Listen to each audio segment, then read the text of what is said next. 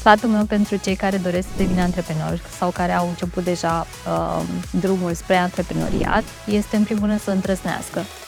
Ecosistemul antreprenorial local s-a schimbat foarte mult în ultimii 6 ani și referința mea este de 6 ani pentru că în urmă cu 6 ani am lansat Factory by Raiffeisen Bank, un program care sprijină antreprenorii la început de drum. Sunt foarte multe acceleratoare, incubatoare, bootcamp-uri, programe cu ajutorul cărora un antreprenor poate să-și dezvolte ideea de afaceri și să o poată lansa cu succes în piață.